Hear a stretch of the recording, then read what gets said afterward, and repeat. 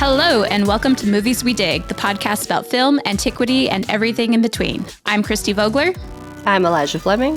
And I'm Colin McCormick. And today we're chopping up XENA Warrior Princess, an American fantasy television series that ran from 1995 to 2001, created by Robert Tappert, R.J. Stewart, and Sam Raimi, and starring Lucy Lawless. And today we have a very special return guest. We have Amy Pistone from Gonzaga University, who is going to just nerd out with us about this 90s cult classic. So, Amy, welcome back. Glad to have you.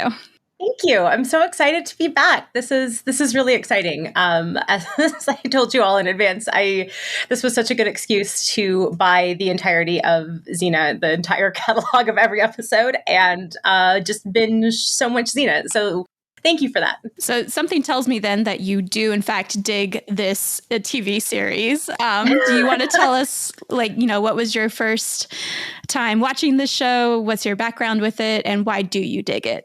Yeah, so I definitely dig it. I forgot that was a question you asked. But yes, I do dig it. And so I didn't watch XENA when it was on originally. My partner watched Legendary Journeys of Hercules, which is like a complicated history now with Kevin Sorbo's politics have taken a real turn. Yes. And so there's a lot of nostalgia wrapped up there. And I never watched XENA or Hercules growing up. And so it was not until I think grad school that I watched any XENA at all. And so, I don't have the nostalgia per se, but I love this show so much. Like, it's so campy and it just really makes me very happy. And yeah, I have so many specific things I'm really excited to talk about.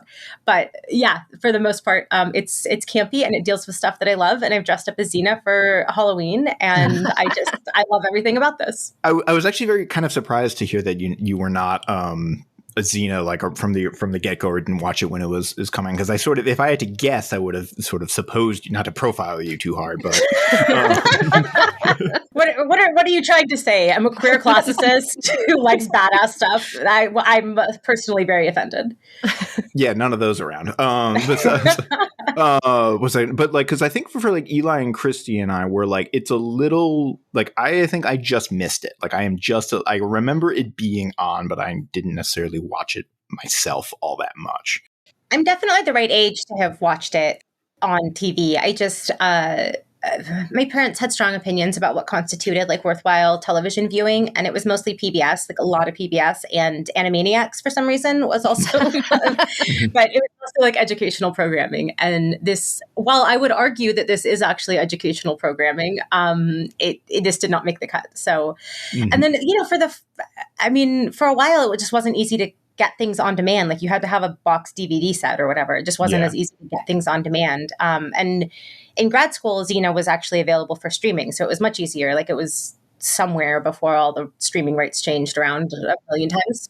Because right now it's kind of tricky to find. I won't say where I watched most of my XENA, but and I think you're right. Like, I remember, I think in college or graduate school, going back and watching some on Hulu or Netflix or something. But now it's kind of in a weird. It was somewhere for sure. And now it's like impossible to, I ended up just having to buy like on, Amazon or whatever, just buying all of them, which is a worthwhile investment. But I think where was it originally? I don't even know. Oh, like what network it was on? Yeah. I don't know. Look at us doing our research in advance. Truly, right? I've got the Wikipedia open, and I couldn't find it. And I guess maybe I just missed it. It was distributed by MCA TV. Whatever that means, yeah. Yeah, okay. Universal. So it might be in like a weird rights limbo, which might explain. It was on NBC. Okay. It was one of those single-digit channels, like 8, 9. Yeah, it was like very like network. Okay. You didn't need fancy stuff to watch it. Yes. It was like on the TV that you could get with normal TV things. Because I remember as a child, like seeing it on TV randomly and being like, this is awesome. I want more of this. But having like no concept of how to find it or get more of it myself as a small child.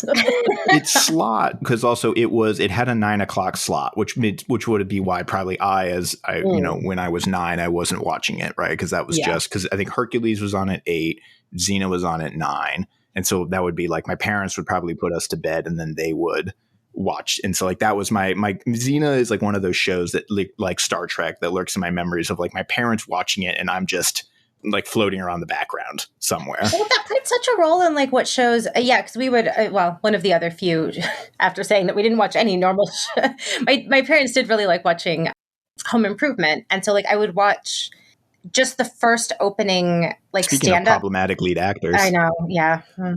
But like watching just the little opening bit of Seinfeld, but like not after the first commercial break, like just the little stand-up-y bit at the beginning. And yeah, that was back when how the lineup was set, like really mattered what you were watching. You didn't tune in for a show that you could just watch streaming and then move on with your life. Like, this is on after this and before this. So I watched those shows was really a factor. So yeah, this was definitely, it was on after Hercules. And so older kids, who stay up later or like parents could watch Xena, but it was getting a little late for some kids' bedtimes.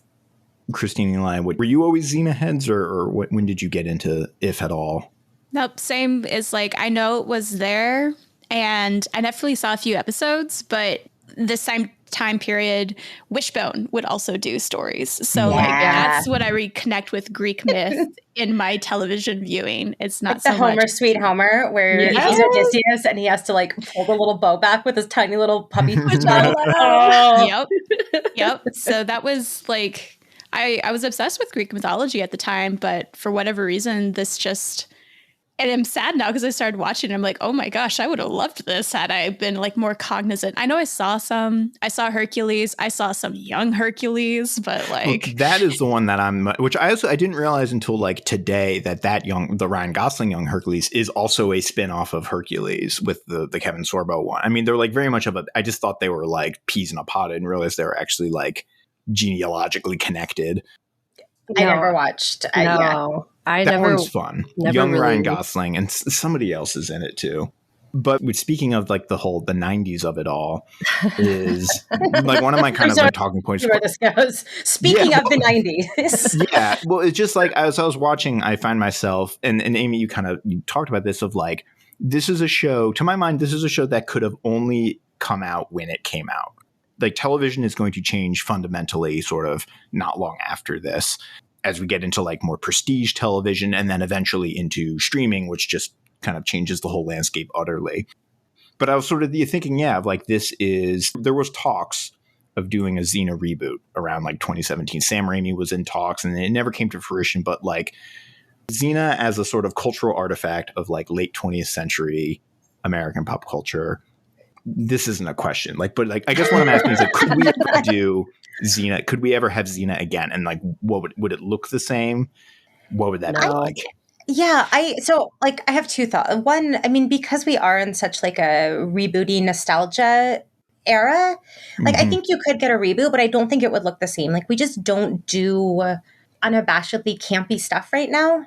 Like I think that register lives in like reality TV or like I don't know, professional wrestling, like the kind of unabashedly campy, not the pretending you meant it to be campy when people turn it into memes kind of thing. But like, that's just not a thing that is really in vogue right now. And so I think it's because, I mean, this strikes me as it's from the same time that like Batman was super like gaudy and campy and all of that. It just was a different aesthetic and the kind of a different sensibility. Whereas now, I think if you did a Xena reboot, like it would be so gritty because everyone wants like dark, gritty, and like it'd be like The Witcher or like Game of Thrones, like, House of the Dragon. But, like, I don't like that's not this show, right? Like this is so like there's like goofy like sound effects and there's silly jokes and there's it's very much like a cultural artifact of a different era that I don't think.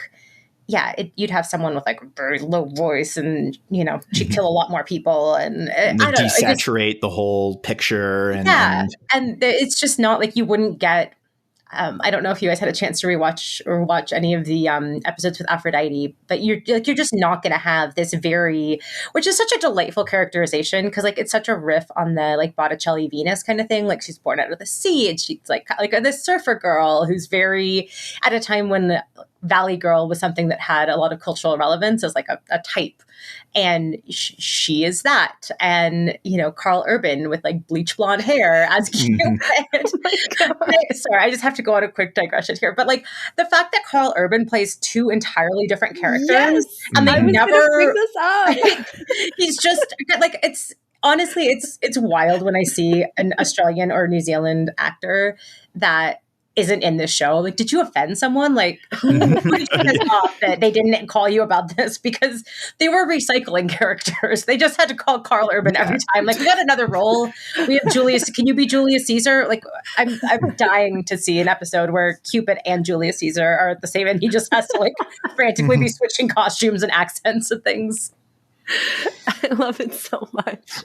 There's also, I mean, Lucy Lawless in herself, there's like, I think 3 Xena lookalikes or something like that come up through this show. Because there's Diana, and like, I love that the episode titles, clearly I didn't take any notes. I started taking notes and then I just stopped. But it's like, Princess, oh, now I'm going to have to look up the titles. But like, each time they keep like adding another, like, Princess... Princess Warrior Tramp. Warrior Princess Tramp. And then like Warrior, there's like they keep like riffing on the same title as like there's another one. Because there's Meg and I just love Xena like doing all of these different accents and like she's just having a blast. It looks like everyone's having so much fun.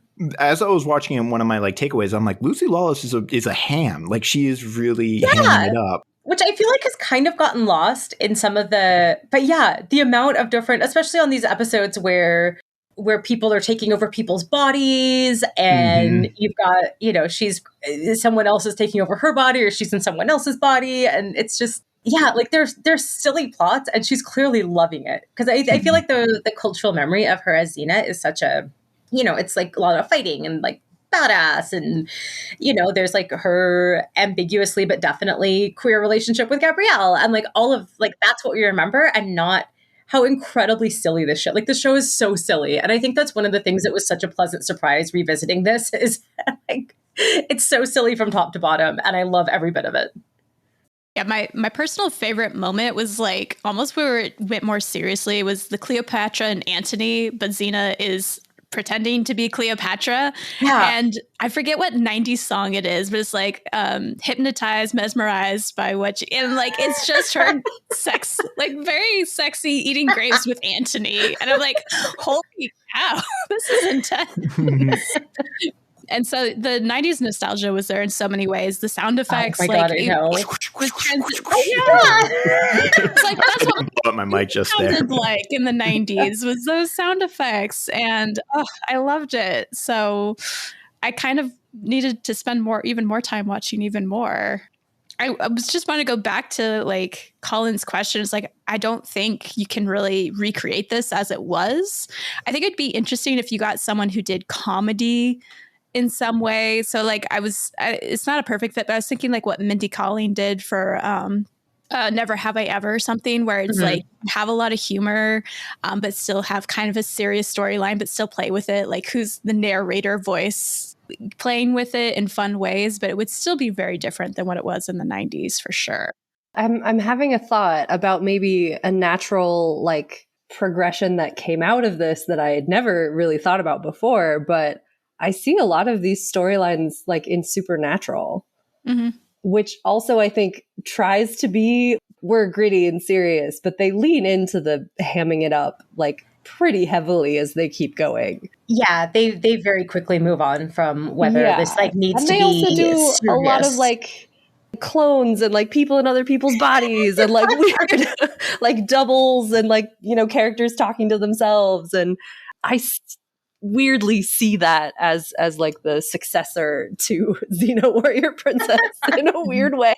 To that point is I guess maybe like is testament to like the origin of Xena as like a property, right? Because it's born out of Hercules' legendary journeys, and it sort of is one way in the first season or so, and then kind of like, you know, the difference between Xena season 1 and Xena season 6 it's not, I mean, it's a continuum, but like it's there and it takes a minute for the show to find its footing. And I think Supernatural is kind of like that too, where like once they kind of realize what they're working with, and this is true of all shows, once they kind of like find their pocket.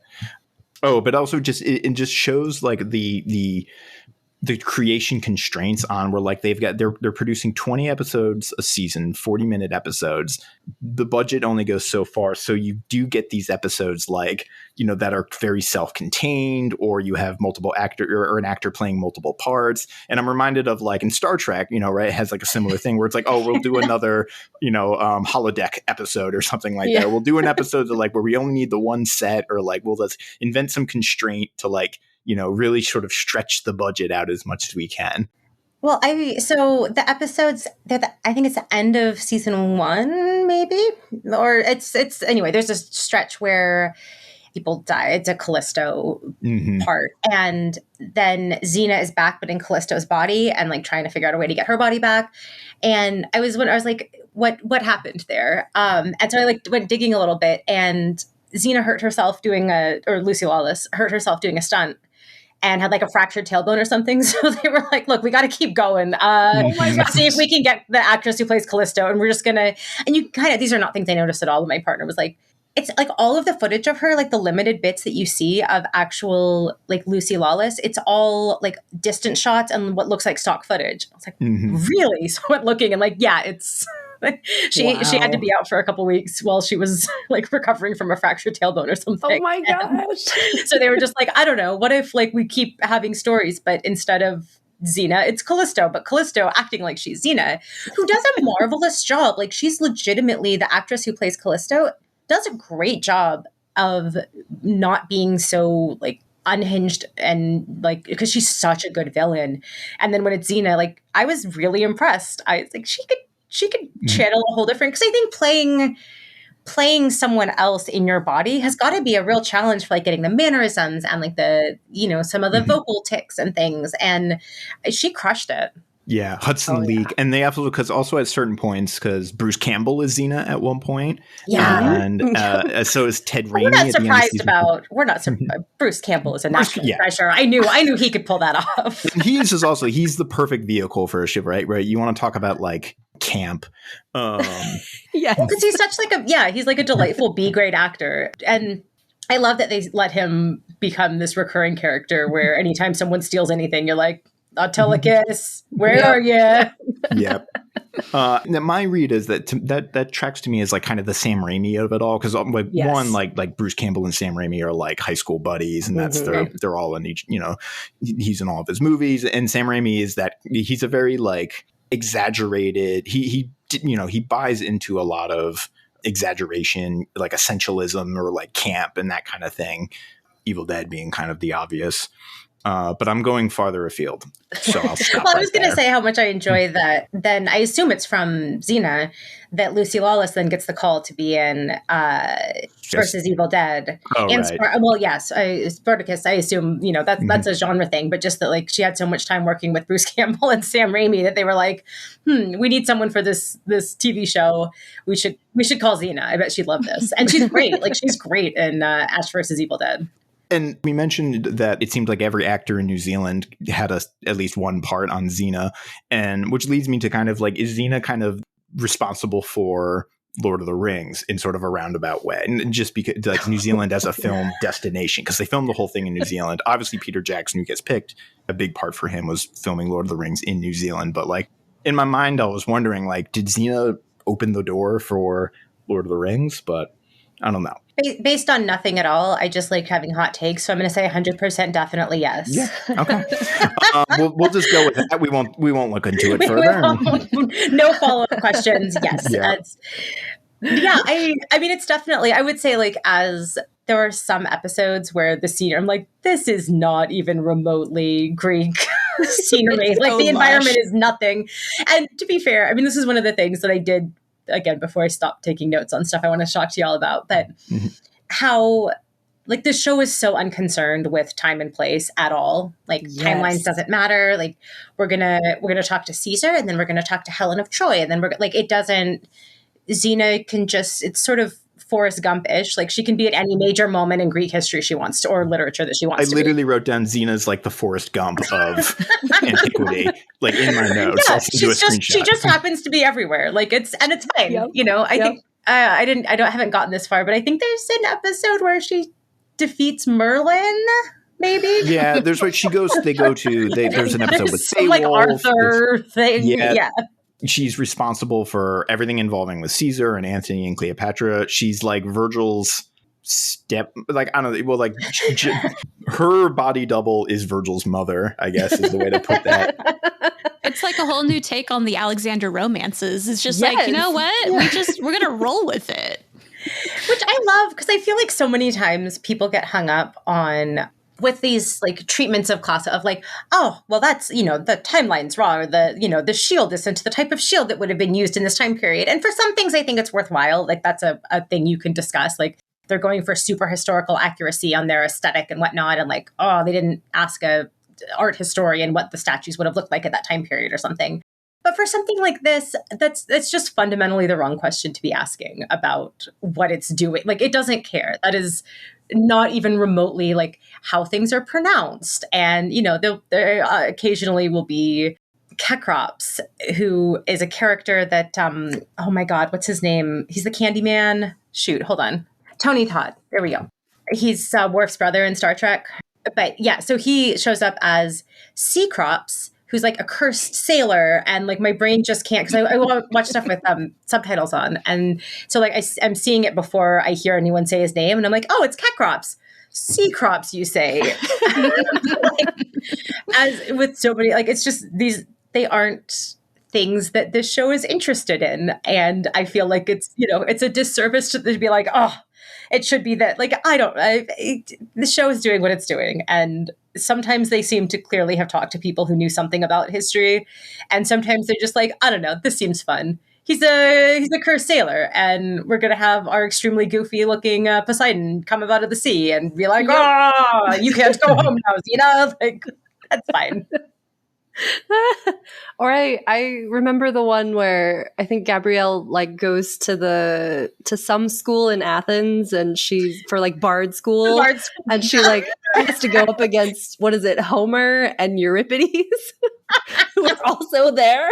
Yeah, it's just like famed contemporaries. It's fine. Yeah, I think we all know of the canonical the competition between Homer and Euripides. Yeah, exactly. It's on the next scroll after the Hesiod and Homer one. Exactly. I think it rolls right into, and also sequel Euripides. And I think this was like, what, after they've been at Troy and like hanging out with Helen? But maybe it's before. I love that it doesn't matter. Sometimes they kind of give like a vague lip service to like Odysseus when she meets Odysseus, like she's worried that he'll be mad at her because she helped Helen, and like sometimes they feel the need to be like, but here's a relevant detail from before, and other times they're like, what continuity? Continuity is for chumps. I've always said that. Yeah, I watched the two episodes that Colin had recommended for Cleopatra's representation, and like the first one, it's a biracial, I forget who it was, playing Cleopatra. I'm like, a biracial woman. I'm like, oh, this is amazing. Like, that's great. She's on Firefly. She's on Firefly, and like other, I'm so bad at recognizing people that. Gina Torres, that's it. Yeah, there we go. Yeah, and it's like, oh, great, that's awesome. And then I skipped to the very next Cleopatra, and I'm like, forget all of that. We're going to do a whole new thing. And like some of the stock ideas about Cleopatra were kind of like replayed, like both of them having her disrobe and get in a bath at some point, and it's just like, oh yeah, she's super sexy. And her attendant in the first one was like so apparently not Egyptian by any ways. It was so hilarious. And then they tried harder the second time, but got a whole different actress who was not biracial that time. So I was like, all right. Oh, now Xena's Cleopatra. Well, it's fine then. And to come back to kind of Amy's point, is like, you're right. Like to approach the show from the like, veracity angle, which a lot of people sort of doing reception or talking about reception, or even just if you're teaching like a mythology class and you're like, what do you think about this work? And like, people tend to get hung up on the like how like the accuracy, quote unquote. And in a certain sense, like it's very, this show's relationship to history / myth is very impressionistic. It's just, it relies on sort of like, what's your, the general audience, American viewership, when you hear Caesar, what do you think of? When you hear Cleopatra, what do you think of? Or Homer. And that's really as deep as it kind of goes, I think, which is fine. And I think that's in many ways like the function of a myth, right? Is to build on these sort of like, it's not essential, that's the wrong word, but these kinds of like core ideas. But I was hoping we could talk a little bit just about like, yeah, like it's got a very loose, we'll say, relationship that we sort of people in the know can sort of joke about why Homer and Euripides aren't contemporaneous. But for most people, that's like, like who, does it matter? And then like, what's our, how is this show as like a vehicle for whatever it is, myth or history or religion or anything? I have two before I have two like actual sort of serious comments on that front, because like this does dovetail with things that I think about a lot for my research. And I like with teaching as well, I'm teaching Greek myth this semester. And so like thinking a lot about like, what is a myth and how do myths function when you're talking about kind of the, there is this inherent fluidity in myth that I think is open to this kind of rereading. Anyway, I just wanted to mention the first Cleopatra episode before I have like a serious point. I was looking up, I just pulled it up on the wiki and was noticing that's the one where Joxer's brother Jet is there and Ted Raimi just gets to play his like evil brother. Because he comes from a family of warlords and like he's such like the disappointing child because he's not a warlord. Anyway, I just wanted to make sure we mentioned that. But thinking about classical reception in broader terms, and how, so I just turned in a draft of an article that is looking at kind of models for classical reception and thinking about the way that these stories kind of are open to being kind of, it's building off a piece that talks about reception as a sort of sparagmos, but like a generative sparagmos, where a sparagmos being kind of the tearing limb from limb that happens in the Bacchae and, in general, this kind of like ripping someone to pieces. And that you kind of, you can rip these stories into pieces and then, put them back together in whatever way you want.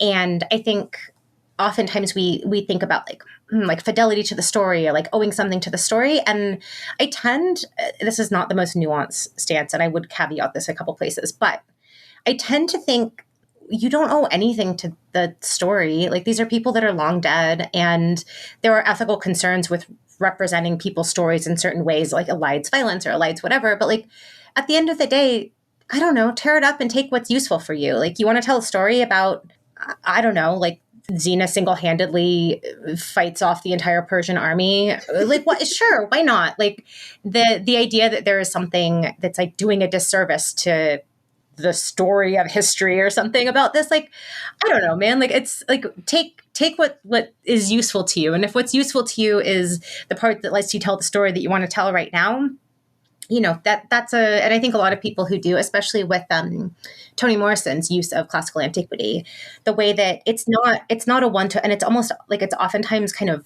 playing with the reader that, somebody who seems like they have a classical name and you think they're going to be like an analog for this classical figure. And it's an entirely different character that actually has similarities to Ajax or whatever. And that it's, taking what's useful for your ends. You don't owe anything to ancient Athens or Homer or whatever, but like the parts that are fruitful or generative for you, like that's, and so, I mean, what Toni Morrison doing, I would say, is somewhat different than what Sam Raimi is doing.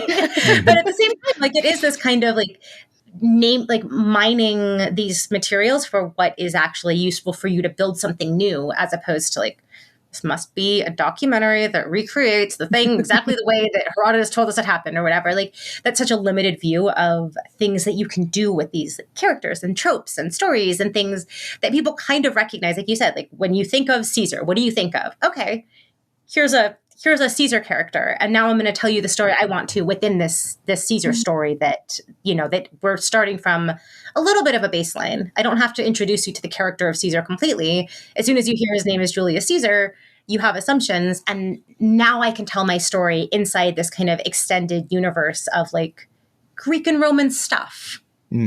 Yeah, and a lot of it is, I wrote down a little note, but like Caesar's a really good example because when he comes on screen and he kind of, there's a dramatic pause for effect and he says, "I'm Julius Caesar," where like the show is leaning on like where we don't need to develop this character. The show doesn't feel the need to develop this character, right? We come in with a whole host of sort of baggage and assumptions about Caesar.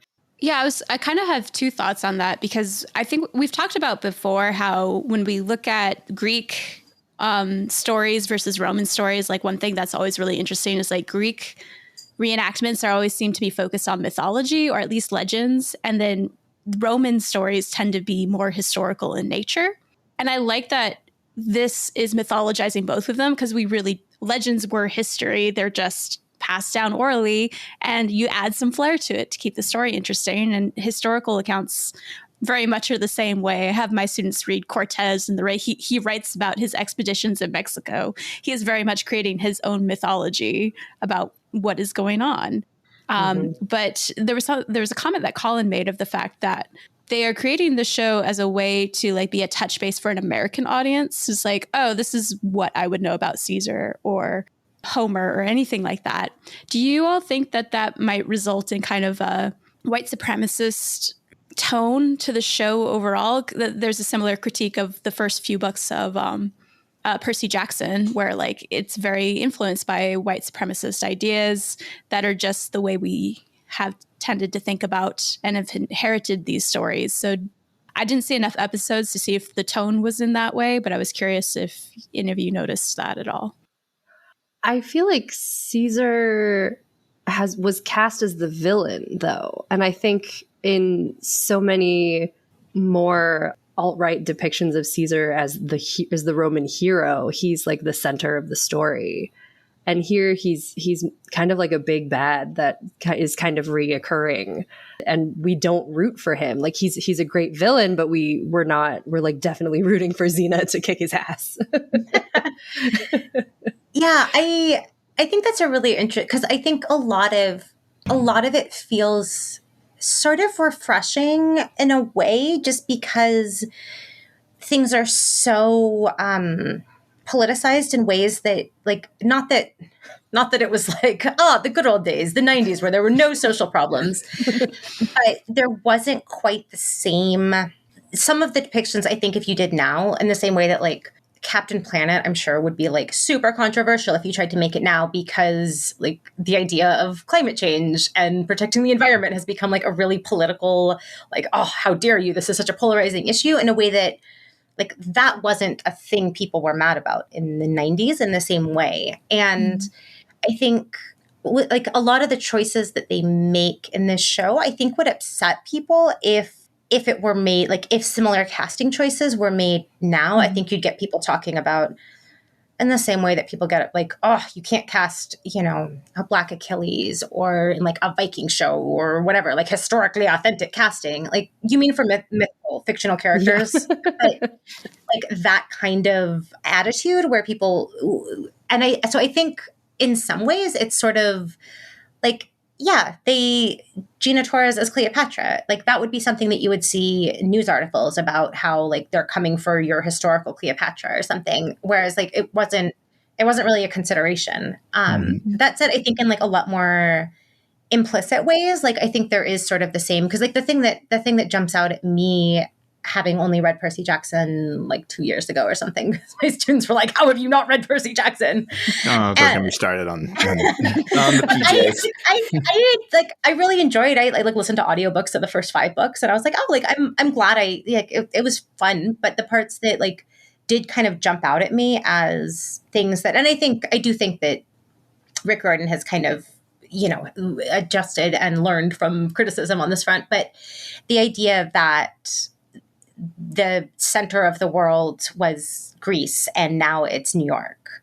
Like, I think that kind of stuff, it's less explicit, but it's a little bit more sort of insidious about, just different ways that like, oh, like scary other people are depicted and things. Like, I think there's some of that kind of stuff, not in the way that like we're rooting for Caesar to do a genocide or something, but like a somewhat more, I don't know, sneaky or like nuanced ways, where it's stuff that I think maybe wasn't stuff that people in the mainstream were necessarily thinking about as much in the 90s, but that has gotten a lot more into kind of mainstream discourse now of us thinking about like, oh, there's like kind of a lot of Orientalism going on in this, isn't there? Like, and I think that kind of stuff is there, but in some ways, like some of the casting choices and stuff feel very, people would be up in arms if you had like a Black Cleopatra on a main, you made a Cleopatra movie and cast a Black actress. People would there'd be a certain demographic really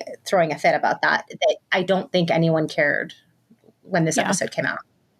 And I was going to bring, this is somewhat related, I was going to bring in, but we were talking about the way people tend to want to sometimes appeal to like veracity or fidelity to some story in a way that in a lot of ways that kind of mentality is just a mechanism for gatekeeping. And this is a classic example in like all of the examples Amy just sort of listed of very often those kinds of arguments only get wheeled out in service of cordoning off some sort of part of history and mythology, usually for some kind of like construction of white identity. And we're getting far afield, but I was sort of thinking of like, what Xena is sort of doing and how it's playing very, like Amy said, like you just kind of are taking this idea, a kernel of an idea, the sparagmos, taking a limb or a digit or whatever from a story and then telling your own story with it. I mean, all myths and even like historical fiction does this, or dramas. Like I was thinking like nobody really complains about Kirk Douglas's Spartacus, even though that sort of relationship to what we know about history and Spartacus is pretty tenuous, right? But we're going to take the Spartacus idea and use it to tell a left-wing populist story.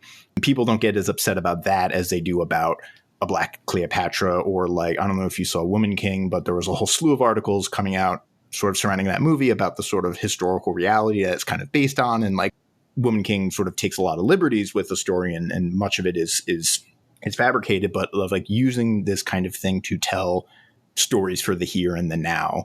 And in some sense, I agree that like, yeah, like we're not beholden to, veracity. And if we want to write a story where, Caesar and Homer are contemporaries with one another, like, little buddy cop adventures where they go around the world and solve crimes as Caesar and Homer, I would watch that. But I do think it is kind of interesting the way kind of all, it's like everything from myth and history and Rome and Greece or whatever kind of gets like, it kind of gets squished together into like a single like capsule or something like that. And then we pull it apart. And so that's how you end up with this kind of story that is sort of, it's relying on impressions rather than beyond that. Although occasionally though, there is something that makes me raise an eyebrow. Like I think I have it in my notes, but like in season 2, episode 12, Destiny, where we first are introduced to Carl Urban's Julius Caesar. At one point he goes, Gaul is divided in 3 parts. I know. Such a little Easter egg.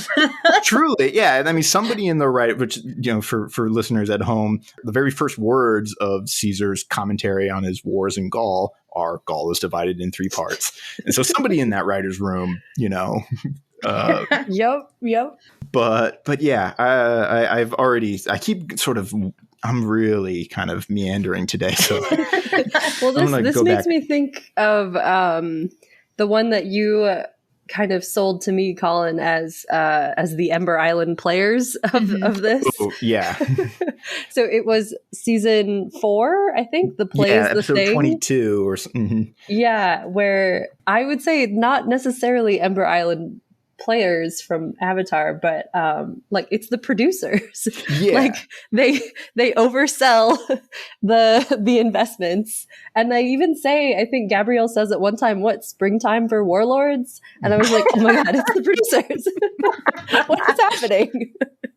So, but also I think the weird like through line of that story was very meta in that it was talking about like, what do we like about the stories that we're telling? Like, is it the violence, and is it the fact that we are like wearing tiny suits of armor, and is it the sex and the blood, or should we be saying something more meaningful? Like, do we want to promote violence? And I thought I like didn't expect that to come from that episode, and it was such smart writing that like every episode I watch, I'm like, this is so smart. like however campy it is, it's so smart. And like the conceit of that episode is basically it's like modern. There's a couple of episodes that are like set in modern times, which I also love. That like in the universe of the show, Xena is simultaneously a show and also actual history, because there's a part where a bunch of archaeologists dig up like the Xena scrolls. Yes. Yeah. But there's one where it's like so like in the now in the contemporary period, Ted Raimi and Lucy Lawless are a couple, and she keeps having visions of like her past life as Xena, and then they go to a therapist who's Gabrielle or Renee O'Connor, but then they sort of reveal the twist in the episode is that it's not Lucy Lawless isn't the reincarnation of Xena, it's Ted Raimi. He's the reincarnation of Xena, and Lucy Lawless is the reincarnation of Joxer. And at one point she's like, I'm Joxer? They should have never introduced that character. And then it turns out that Ted Raimi has been moonlighting as like a Xena vigilante. And it's just a lot of fun, but it's like, yeah, it's where this like the show is unconcerned, I think, to its benefit of cohesive inherent logic. Speaking of, this just reminds me of how many of what are like very 90s TV show tropes we see that like, again, it was like kind of a weird nostalgia moment of, like the color and the tone and like all of these things that are very 90s. And so much of like, it has the musical episode that every single show had in the 90s. You have to have a musical episode. Yep. Mm-hmm. And they have they have a musical episode, and they have a lot of these things just, jump out at me as like, oh, there was an episode of like Star Trek DS9 that has, where like, maybe this whole thing is being written by a guy in the past, or maybe not. And like, these kind of like, a lot of these feel so familiar. And like, Supernatural has the, where there's a musical about Supernatural that is, and it's playing with all of like the fan fiction people are writing and talking about like subtext and all of these different, where it's like, yeah, you can see some of these tropes that don't necessarily, they aren't as tropey at the time. I don't think you necessarily recognize them at the time and be like, oh, this is a thing that every show does. But looking back, it's like, oh, that was such a marker of a certain like time and like genre of show. Well, that brings me to like another aspect that's really kind of interesting to think about. I have the Wikipedia page up, and they pointed out that like Xena was originally like a 3-part episode for the Hercules show, and she was supposed to die in the 3rd episode because she was a villain and she was a warlord. She was supposed to die? I did not know that. She was supposed to die. But she was so popular with the audience, they're like, no, we're going to give her an entire spin-off series. And originally they were going to cast someone else. I think they were going to cast Vanessa Angel, I think is her name. Yeah. And then that fell through. She was injured. I think it was that she was injured or sick or something, and they ended up casting, which like, she's a good actress, but I can't imagine this show with someone who's not Lucy Lawless. Yeah, no, it's actually, I was reading an interview of, it was like around the 15-year anniversary, and Lawless and Tappert and Renee O'Connor, who plays Gabrielle, were giving an interview. And basically the way Lucy Lawless describes it is sort of like she like really lucked into it. Like a lot of weird things happened where it was like the actor fell through. They had this show. I think she had played more than one person. She had been in a couple episodes of Hercules because that also was being filmed in New Zealand. And that sort of led into the Xena thing, or like her episodes in Hercules that led into the spinoff. And then eventually her show eclipsed Hercules in popularity. And that's kind of like my question was like, what the hell was happening in the 90s? Like, if you imagine streaming services and popular TV shows getting canceled left and right, but like all of a sudden there's like, here's one random character in this one show that's kind of popular, and it's like, oh my god, she like everyone loves her, let's give her an entire series. That, what was it, it says 108 countries around the world have seen it since 1998. And I was trying to think of some other 90s shows like Daria. Like, you get these really interesting representations of female characters that I don't think we'd seen as much before, and it's hard to imagine. I don't know. It's like, what's going on at this time? Like, how did this happen? I think, to say, and they talked about this in that interview of, Xena is obviously kind of an early touch point for like female-led action roles, at least particularly in television. But it was part of a kind of constellation happening right around the late 90s where you've got Buffy, you've got Alias, and Star Trek, you got Voyager, and Star Trek is a vehicle for a lot of sort of female. It's not solely, it's, ensemble and mostly male, but yeah, the 90s. Oh, and you're getting, I think there's a lot of, this is going to go so far afield if we want to talk about like cultural movements and, you're getting like you're getting like Riot Girl, you're getting like the Year of the Woman, like politically, you're getting women who are, holding elected office in a way that they hadn't before. Like I think you're getting a lot of, and like, yes, it's a simplistic sort of feminism in some ways that like we could talk about, it's a like the mainstream kind of like feminism was very white, was very like, it was a very particular model of feminism, but it's also the time where we're getting strong female characters and, these like strong female leads and I don't know, even like your Ally McBeal kind of shows, where like this is, you're getting representation in a lot of ways that you just hadn't really seen before in a mainstream way. And I think this is very part and parcel. And like, I can critique limitations of this time and place of feminism, but I don't think I would have grown up with nearly the same, you have the like US national team, the women's soccer team do it. Like, it's like you're I wrote a book report about Mia Hamm when I was in 4th grade. I remember. Yes. I probably had the same book that I remember having her book. I think that there was a real cultural movement around, and you're getting a ton of these like tomboy-ish, for lack of like a more refined or like precise term for what we're looking like. It's like girls doing things that people told girls they can't do. And so, yeah, like you have a warrior princess who's girls out can there. Be warlords. Yeah, girls can be warlords. It's 1995 or whatever. Girls can be warlords too now. Come on. Yeah. I think it's also funny that I was just sort of thinking like broad sort of cultural trends, that it's happening particularly in television, where I feel like I'm also just thinking of this because Jennifer Lawrence sort of got into, I don't know if you followed this at all, but she said something to the effect that The Hunger Games was like the first female action star or something like that. Which everybody, of course, kind of had a field day with. Like, there were no women in movies. I think she backtracked to say young adults, but like, and I think like to give her the benefit of the doubt, I think what she was kind of getting at was that at least in like major blockbuster franchises, you did not really see young female action stars in that way. But to the point where, like, sort of what I'm kind of getting at is that this sort of wave happens first in television, and it will be a few years before you see it, like Charlize Theron or someone like that, where like you could have a female or an actress sort of really as an action anchor that is a box office draw or something like that. Well, I'm wondering if I was just historically, if like this is the point that, women in a generation have gained a lot more financial independence as well. And like where that might be showing up is on cable, like paying for cable. Yeah. So maybe they're just like, oh, we should create more content that women want to watch and consume.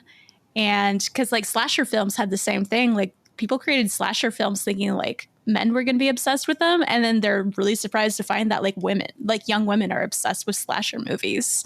So they're like, all right, let's make more.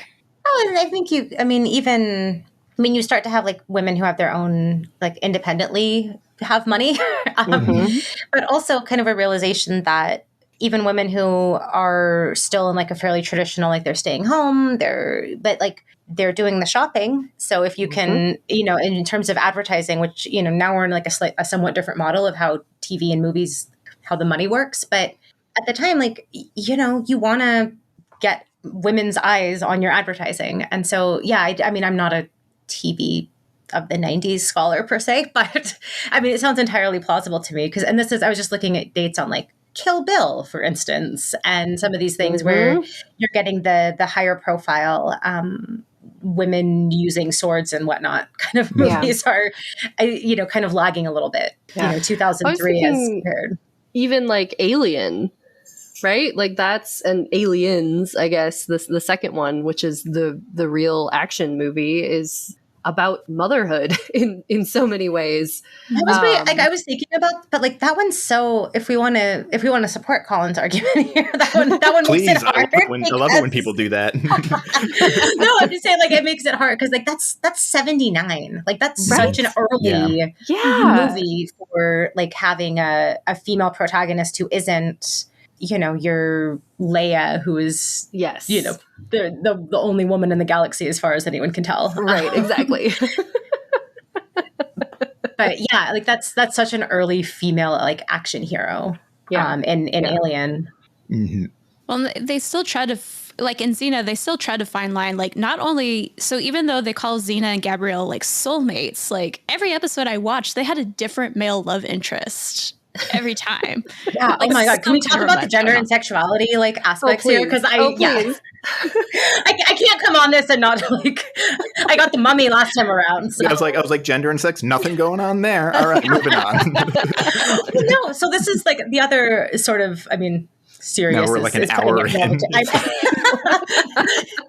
But no, the other sort of thing that I think about a lot from a scholarly perspective is thinking about reception kind of through a lens of fan fiction as a, where you have, I mean, I could go on for hours about my thoughts on fan fiction, people writing themselves into stories and this and that. But I mean, this is a very early when we think about the ways that fan communities are shaping media. Like it's, Star Trek obviously is like one of the big ones with like Kirk, Spock / Vic, where like, what if they were in a relationship? But that's something that's very, well, not very clearly, but like kind of like you have to do more work to pull that story out of it. Whereas here, and especially as the episodes go on, I remember there being a lot of people talking about, how like, I don't know, like, aren't they rewatching it now? Like, oh no, they are. They're in love. 100%. Like 100%. Yeah. And like, yeah, it's, it's a time where you still gotta like kind of tiptoe around things. You got to put Xena in a man's body or something like that. Yeah, like there's there are limits to how much you can just be like, oh yes, these two women love each other in a romantic way, not just in a friend's way. But like there's an episode where like Gabrielle's like getting kind of jealous because there's like this new girl who wants to be Xena's like assistant or like sidekick or whatever, and she's like, no, I sleep next to Xena, and like you're gonna that's just how normal friends are, that they get really possessive over who gets to sleep next to who. Like, yep, okay, totally normal. Yeah, they were just roommates. That's all. Yeah, but yeah, I feel like the online community around, like when you start thinking about like these early internet communities that are really like building communities around sharing, writing fanfic or like early vidding where people, I mean, at the time, like, now we have all this video editing equipment, but like the early vidding communities, like are making VHS tapes and mailing them to people across the country because of the, like, we have these internet-based communities now that you can't send a video edit, like a mashup of something that like draws out the tension between them. So like, I'm gonna do some rudimentary editing on a VHS and mail it to my friend across the country so they can see the work I did and like the nuance in this relationship. And then I'm gonna send them a copy of my latest like fanfic that I wrote. And when we think about ways of kind of like mashing up, like, yeah, we can, I don't know, what if I write a story about Homer and Caesar and they're having adventures? Like that is that sort of like, people who work on fan fiction call this sometimes as being like a fanish affect. The story, like, here are my characters and I really like them, and what if I put them together? And it's not to sound like really dismissive, like, but it is kind of like taking your action figures from different sets and being like, now like Ken and G.I. Joe are gonna go have adventures, now they're gonna kiss. Like, it's a little like that same kind of like, what if I put these, and it's, I mean, it's genre bending, it's, there's a lot of, but classical literature has always had a ton of that. And thinking, what if we tell the story from this person's perspective? And what if instead of the story you thought you knew, it was a whole different story? And so I see like especially when people get real fussy about how like, oh, how dare you do this or that with this historical content? Like that's it's always been available for like, what is Dante doing but writing like historical fan fiction with also like getting a couple burns in at the guys he doesn't like around town. Like it's the same impulse. And so I don't know, I just tend to have such a more like, this is in the tradition of Dante. Back off, guys. It's a perfect show. No, I have two things that I noticed immediately in two of the episodes that I watched today. One was the one against the army, the Thermopylae marathon one, where Gabrielle's wounded. She like gets a poison arrow and Xena has to like take care of her. And I think like the super interesting part of that story it was like, save the world or save my best friend, air quotes. But she's like freaking out at the fact that Gabrielle might die. And I think they even say like, I love you. And there's like a moment that I was like, kiss. Kiss, kiss, kiss, kiss, kiss. They have this like lean in, and I was like, "Where? This is not subtext. This is text. I don't like." Yeah. And the second one was from the play is the thing, but at the very end, where like some of the actors who were them in the play come out, and they're like together, and it's like, if it weren't for you guys, we wouldn't have found each other, and I'm a thespian. And like, I know. Oh, it's so subtle. and it's like, oh my god, it's like making fun of its own subtext that is actual text. I love it. And I think like, the show, as the kind of show evolves, because the way I guess this interview that I was just talking about, where Lucy Lawless was saying that she's like Robert Tappert and the writers and the producers were like pretty cued into it, and they can, so like you get a lot of that kind of wink wink nudge nudge, and like they do have to kind of have a little bit of that plausible deniability because they're on like network television. But yeah, like it very much like sort of leans into its own reputation among fandom. It's kind of like the last episode of Korra, where it's like her and Asami walk together hand in hand into the spirit world, and you're like, and that becomes text. I mean, people are mad about that, but in the comics they get into that. Or my favorite that I see on like webcomics is like, the ship has sailed. You're like, yes. Yeah. Like, yes, it has. Yeah. Yeah, all the ships. Yeah. But I love the fanfic sort of working itself back into the text. And I think of Virgil every time, because I'm like, the Aeneid is just Homer fanfic. Like there's nothing else about it. And it's also sort of writing itself into the text of like, yep, I see what I'm doing. And I have, this half is the traveling around the world half, and this half is the siege half and the war half. And it's like, it knows exactly what it's doing. And it's so much fun.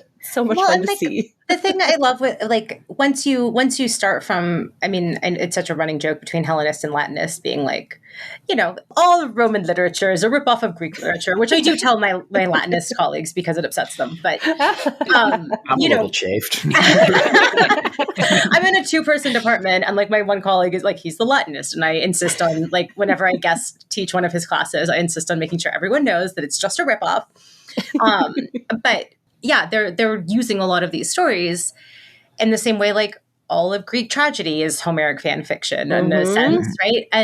But if you start like, okay, but how are they using it, right? Like, how, to what end did they make changes? Like I can say, is it because no one wants to see like an extremely nerdy scholarly treatment of this particular story where we make sure the timeline's right?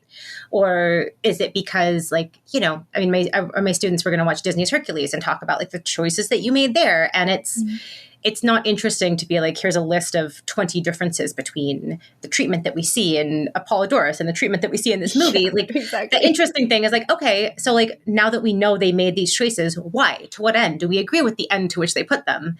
Is it valuable? Like, I can say it's bad to make certain changes for X and Y reasons. Like I disagree with this choice because it elides very real violence that was there in the source version of the story. Like if we rewrite Apollo and Daphne as a love story, like, we gotta think long and hard about the ethical balance of taking what is like sexual assault and turning it into a love story. Or I mean, this comes up with Hades and Persephone. Not that you can't do things with these stories, but you need to be thoughtful about like, what is the effect? What is the, to what end are we making these changes? And so I think like, yeah, it's a mashup of like, Virgil's doing like both the Homer things.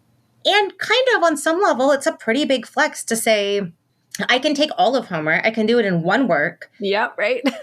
And I can do it, about a civilization that conquered the world. Like, what did Greece do?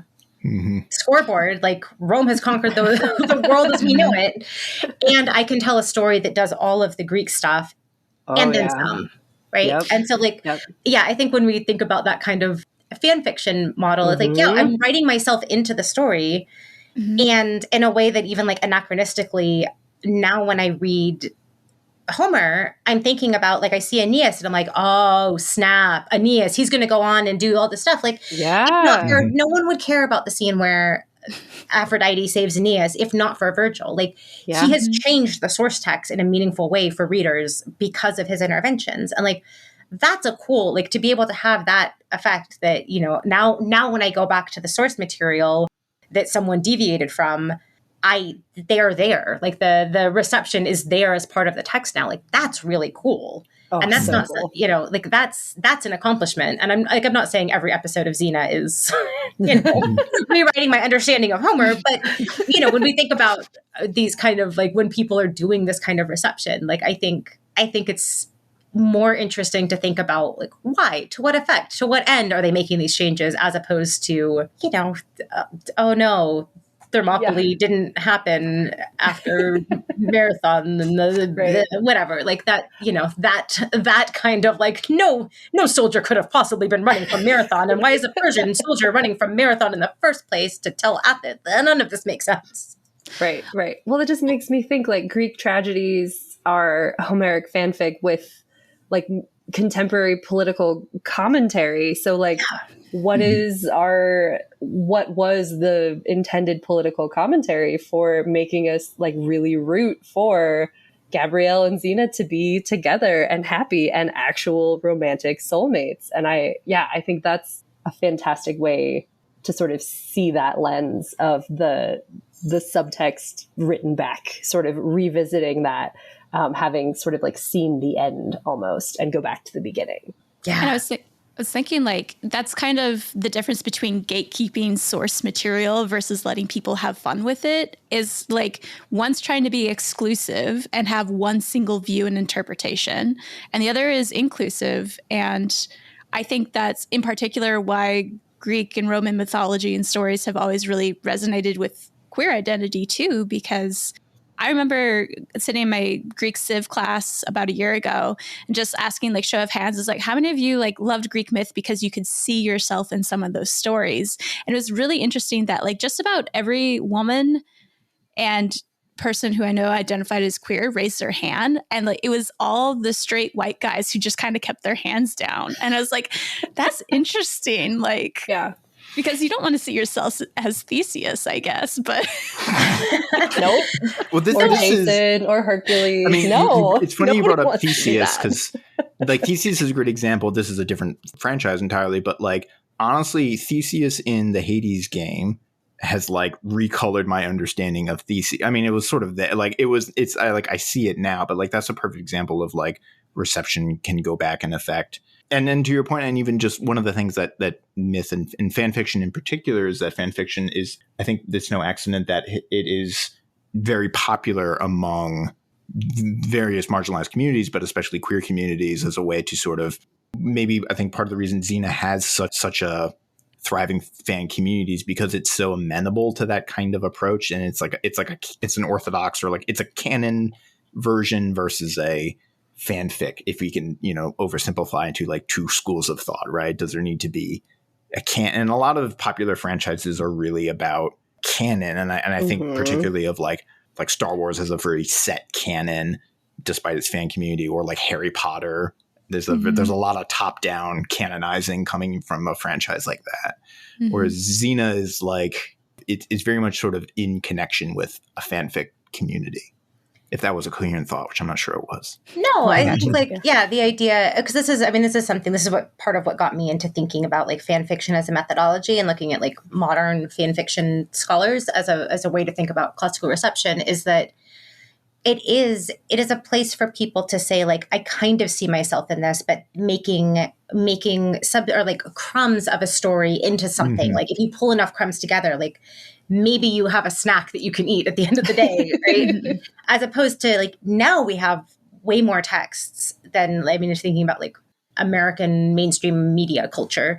Now we have way more texts that have explicit queer representation, but for a long time it had to be very winking, and you know, there's where it was, if anything, like gesturing to an in group of being like, no, this is for you, but we can't say it's for you, like you understand, right? And so I think a text that you had to work less hard to see yourself explicitly, like to see your sexuality in it, I think was something that maybe is lost on folks who are growing up now that don't quite understand like the dearth of representation that there was.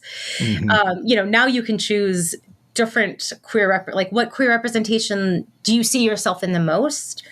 Whereas before, I mean, I know a lot of people who are like, you know, Ellen or like Looking or Queer Eye for, like there were just like 4 things you could, there just weren't a lot of choices, and you had to support whatever there was out there, or there might not be any more media that you saw yourself in. So you didn't get to be like, like I'm not really the L word kind of lesbian. Like I'm more like a Xena. Like there's wasn't enough choices to be able to think about what actually represents the kind of person you are in your totality. It was like, well, if I want to see anything with like a gay character at all, I better love Will and Grace because that's all I got.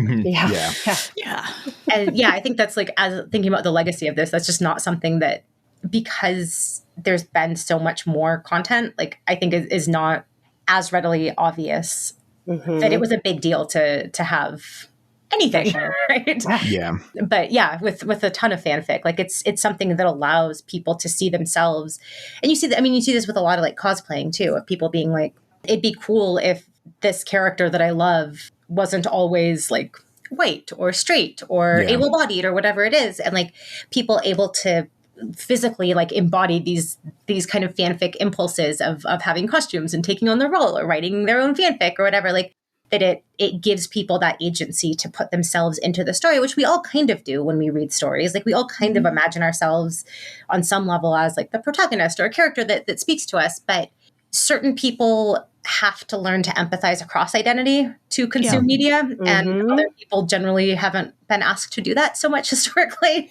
And so like fan fiction is one of those places where it's this kind of democratizing impulse of giving people the agency to write themselves into these stories and not having to identify across gender and sexuality and race and a million other factors, because there is only one type of hero that we recognize in whatever canonical literature.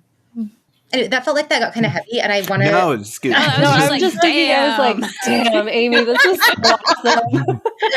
This is why you're on the show. Way to keep our podcast educational. I did. I never know how to file it. I have to put in the genre when I'm uploading it. And I'm like, is it education or is it entertainment? A little bit of both. A little bit of both. I do really want to make sure. There was one other thing about an episode that I just really wanted to make sure that we mentioned. I was going to say, the thing we could possibly end on is just talking about favorite characters and or favorite moments in the show. Okay, can I start with a least favorite moment? It just it's so weird and I don't understand it at all. Okay, so there's an episode which is called, it shows up a couple times, I think Lure of the Liar. No, Girls Just Want to Have Fun. So you have Bacchus, and then you have again, like I hate to, this is the place after being all about how like we shouldn't be gatekeepy and this and that. The worshippers of Bacchus are Bacchae, but that is the singular form that they use. So it's a Bacchae, and it just every time like all of my like it should be a Bacchant or like there's other, but like Bacchae is plural. Every time, but like so and I would encourage you to look up a picture of this, because it is wild. Okay, so Bacchus is he's like real devil, like just comical, like red, goofy looking devil. And then the Bacchae, which is both singular and plural, the Bacchae are vampires.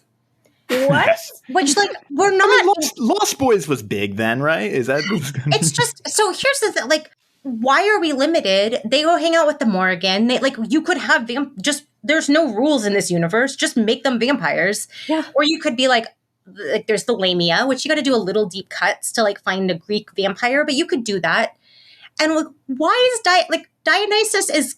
He's drunk. He can be a little like chubby baby who's drinking a lot. He can be any number. Like, why would you pick this like ridiculous, like clearly devil red, like plasticky red mask? And it's a wild, I have no, like, this is the one where I'm just like, I know I said this is a perfect show, but with an asterisk for, I don't understand what they were doing with Bacchus.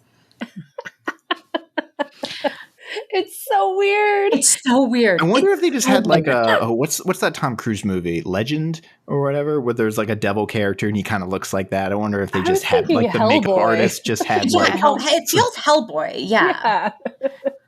And I'm usually here explaining why, like, to me, Dionysus is like baby Jesus, because Jesus' first miracle is turning water into wine. And like, yeah, I don't understand at all. They like, I don't know. I don't get it. On that note, I have another one that like really crawled up my britches, but that is in the episode with it's in season 3, I think, and it's season 3 and episode 16, where like the premise of the episode is that Caesar has captured Vercingetorix, the leader of the Gauls. Yeah, I just watched this episode.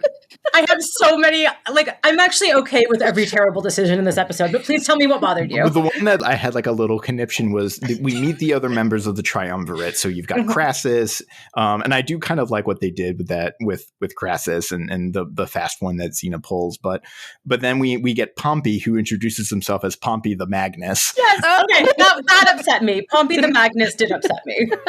And oh man, and then he explains that it means magnificent or something like that. No. Right. I thought that was intentionally like winking at it, because like they're like Pompey, like, and because I went back and forth. I was like, does this upset me for like legitimate reasons, or just like being pedantic reasons, or like, that's not what we say, because like, I mean, there's no like, it's weird to translate like the Magnus. Why? What? It's a weird choice, because like Pompey the Great is fine. I came down to I couldn't possibly justify that as being okay. I mean, the true exposure for me is though I will often on this show sort of profess, that everything is fair game and then within limits, but everything's fair game. You can do whatever. But at my heart, I am still a little bit of a pedant, especially when it comes to stuff like this. Well, I will say, in someone's defense, I'm not sure whose defense this is in, but I do think the Magnus is like short for magnificent. I think they knew that they were being silly on that one. I don't know for sure that I wouldn't put a lot of money on that. But my instinct was, because they said that twice, I think they knew that was like a dumb catchphrase of like I don't know. But I was a little bit like it. Yeah, like Magnus is short for magnificent. Like that feels like something that like Joxer or Autolycus would absolutely like throw out a dumb line like that. Yep. I feel like that's just like a sly little wink of like Yeah. The choice of putting the in there is upsetting to me, though. I will concede that. Eli and Christy, any other big shout outs, bad shout outs, and then we can go to good shout outs. There's so many things that I want to say. I really loved, it's in the beginning of the Marathon Thermopylae episode where Gabrielle tries to do Xena's famous flip. And she like is like trying to, she's like, I worked it out. Like I did all of the, she has like a little stick figure. She's like, like force. Yeah, she did all the physics on it. Yeah. But then she still messes up when she tries to do it without her staff. And she's like, no, my ankle is not broken. I'm just going to keep walking. It's fine. And I just love how all of that, like that entire character interaction seemed so perfect from these two characters, of Xena being like, I told you so. And like, you do it on this foot. And I did it 300 times before I tried it this way. And she's like so serious about her like martial prowess. And Gabrielle's like, physics. It was adorable. And I loved it. Let's see. I didn't watch quite enough to get too many hangups. I think the one that caught my attention was the second Cleopatra, when Xena is playing Cleopatra and some subterfuge is going on, and there's a conversation with Augustus about like, I just want to fix everything my dad did and do things for the people, which in the greater context of what maybe all of the Caesar episodes would have been about, like would have been his redemption arc story sort of thing. But I just was sitting here, I was like, that's not the Augustus I know and love. Also, Carl Urban, just I love that was gonna like my favorite characters or whatever. I was like, it might be across the board Carl Urban, like as I really like the guy that played Ares also. Yes. I think he does like Patrick Young, like his little facial hair, and he's just such a good like, and so. an episode that I insisted we had to watch all of. It's, oh my God, what is it called? Illusia. So Gabrielle and Xena die, and kind of die. It's grief and mourning, and they got to like work it out because like they were responsible for terrible things to each other's like children and whatnot. And anyway, I don't want to spoil things for people. There's like a lot of potential spoilers in there, but so they're like super mad at each other, and then it looks like it seems as though they die. It's a weird episode. And then this is the musical episode. And so they resolve all of their conflict in the land of Illusia, where Callisto is like this kind of wacky guide through this magical land where they're going to get redemption and reconcile and stuff like that. But Ares just shows up in so many like weird, just delightful bits where like he's just so like episodes where there's one where like Gabrielle is really sad and she goes to the temple of, and I mean, I don't blame them at all for whatever they came up with for the pronunciation. It's the Greek word for memory, which I can't ever say well at all. Oh God, yeah. Yeah. So I always get really, I get really hung up on the MN part and but yeah, they say something like nemesis, which is like a perfectly viable and way easier than every time I try and say this word ever. I like, and here are some muses, and they're the daughter of. But she goes to this temple because she has like memories that are making her sad, and she's like really having a hard time. So she wants to forget these painful memories, and like Ares is her guy that accompanies her. It's like an embodiment of like her guilt or whatever. But like he's just so sassy and so silly, and I love him so much. Everything about that actor, like that role, makes me very happy. So like him and Carl Urban are probably my favorite extra characters that aren't like the main, Jocks Are the Mighty with his little goofy theme song and Autolycus and stuff. But like outside of the main cast, I would say Carl Urban, and really like I extra like him as Cupid, but I also like him as Julius Caesar. Like he's a good bad guy as Julius Caesar. So yeah.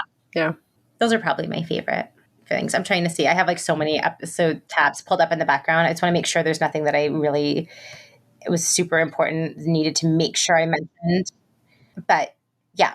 Anyway, anyone who's listening who hasn't watched Xena, find some shadowy, dark corner of the internet where you can find these, or buy them all on Amazon. Like it's such a good show. It's such a good show. I love it so much. Christy, where do you? Oh yeah, the animated. There's an animated movie which we haven't mentioned. Oh, I didn't know this at all. Didn't either. 1998. Oh my God. I think I'm pretty sure I watched this. Oh yeah. I mean, they really glammed up Kevin Sorbo there. Taking some liberties, but I'll second the Carl Urban. He's great. Love him in the show. I am a fan. I do. Ted Raimi, the Ted Raimi is a certain type, like that character. I think is a character that was of a time, and we won't really get too many joxers anymore, but just the like goofiness and the ineptitude and all the hilarity of joxer. Wait, can I share? There was one more moment I wanted to. Also, I learned in an episode of maybe the beginning of Hercules, or anyway, Lucy Liu. A very young Lucy Liu was in Hercules. I just was thinking about guest stars. Yeah. Mm-hmm. She's awesome. I mean, she's always awesome, but there's an episode where Gabrielle gets like a magic scroll that whatever she writes in it comes to pass. And so she doesn't know like it's a whole thing, but she writes, it's just this like throwaway joke that runs through this whole episode about, she's like, Gabrielle woke up with a jerk. And this, because like she's like a magic bard or whatever. So anyway, Jockster the whole time is like, I don't understand. Like, what am I doing? And everyone else notices that like she woke up next to Jockster, and he's the jerk. And like Ares shows up because like Ares and Aphrodite lose their powers as part of this whole shenanigans. And so like they both get it. Like everybody else, because they keep trying to like write things back to normal, and it keeps getting worse. And classic bit. Yeah, and everyone except for Jockster gets what's going on. And he's reading it, and he's like, "Yeah, I just still don't understand why I'm here." And people are just like, "Never mind." I will say the one-liners that they would hit in these episodes are like, oh, that's good. I need to keep that somewhere. They really are. Smart writing. This is well written. Any episode where Lucy Lawless just gets to be like kind of ham it up and just kind of really do like a real kind of like shit-eating grin at the camera or something like that. Or when she's like, super into fishing, she's just like real. And there's a couple episodes where she's obsessed with fishing. It's great. It's so much fun. Oh my gosh. Yeah, this was delightful that we got to watch XENA. Thank you for coming to chat with us about XENA. Yeah, Amy. thank you for giving me such a good excuse to buy every episode. I'm like, haven't finished my rewatch yet, and it's been such a like it's just hours of delightful. Like, it's a good thing I can do like while answering emails or like grading Greek quizzes. I can watch like hijinks and shenanigans. Okay. To that end, Amy, as we wind down, is there anything you want to plug in particular, or any place that people can find you on the internet or elsewhere that a listener should be aware of? Mostly still on Twitter until that poor cursed hell site eventually completely goes away, at Amy Pistone on Twitter. And I am currently, I don't know when things will come out whatsoever at all, but I am currently working on an edited volume coming out of a conference on receptions of Sappho. And at some point there will be a volume on receptions of Sappho. Speaking of not all of it, but there's a lot of real like queer sapphic stuff in there. So if you were like, oh, I love that relationship between XENA and Gabrielle, I don't know for sure that there's any mentions of XENA in this volume, but we also haven't written all the chapters yet. So I could make sure there are some in mine. Nice. My chapter is about an imaginary, a completely fictional friend of Sappho's called Bilitis, who somebody made like a forged set of poems and pretended it was her, and it upset a lot of German philologists. And it's so stay tuned for Les Chansons de Bilitis, the songs of Bilitis, and its legacy among early lesbian political activist movements in the United States. Oh my gosh. I can't wait.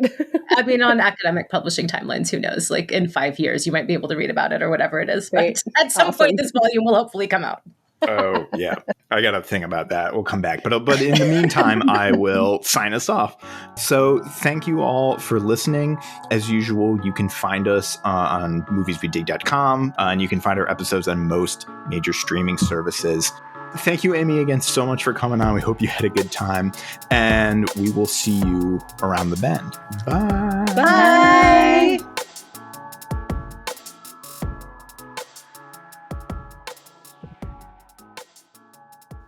And today we're chopping up XENA Warrior Princess, an American fantasy television series that ran from 1995 to 2001, created by Robert Tappert, R.J. Stewart, and Sam Raimi, and starring Lucy Lawless. And today we have a very special guest to talk to us about this show. Oh no, do I need to stop? It's Robert Tappert. That's a typo on my part. I was wondering about that. I was like, oh, what an interesting name. It's like, I know there's a Rober out there. I mean, good work on the fly. I was like flipping over until like I have the XENA wiki up, and I was like, is it Rober? What an interesting name. Is he French? No. That was what I leaned towards, and like, I'm just going with it. Yeah, right. Robert. I think that's Robert.